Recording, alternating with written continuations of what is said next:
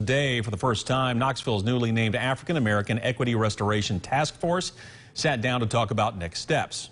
Now, you may remember this task force is an extension of the resolution proposed by Vice Mayor Gwen McKenzie. Last year, she asked City Council to apologize for former council policies that negatively impacted black residents decades ago and reinvest in those communities with $100 million over 10 years.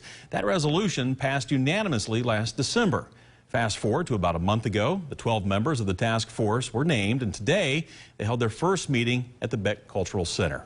WAT6 on your side reporter Jordan Brown was there for us tonight. She joins us here in the studio with more on that first meeting. Jordan. Yeah, Bo, $100 million is a lot of money, but that's why the vice mayor wanted this task force to be created. Their job is to come up with solutions to improve areas of disparity in Knoxville's black communities and make recommendations on how that $100 million grant funding will be distributed.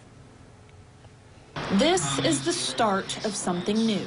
I mean, it feels amazing. I mean, today was a historic day to finally get the task force at the table, start to set down what are some of the parameters, what are some of the guidelines. It's been over a year in the making, and now a task force made up of the city's leaders, educators, and local business owners will help decide how to bring economic growth to Knoxville's black communities. I think the biggest thing is definitely economic empowerment. I'm huge into that.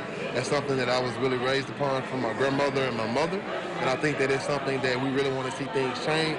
Is definitely economics is a big piece of that. Urban renewal had devastating impacts on Knoxville's most successful black neighborhoods.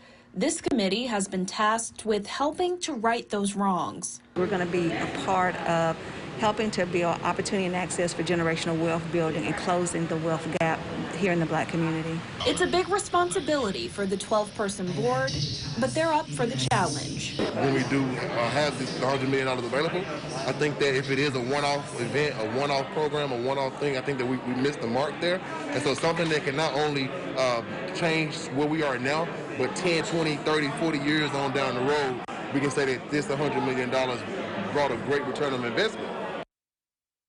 Now, the task force agreed today to holding one meeting a month on weekdays in the evenings. They'll be held at the Beck Cultural Center and are always open to the public. Bo?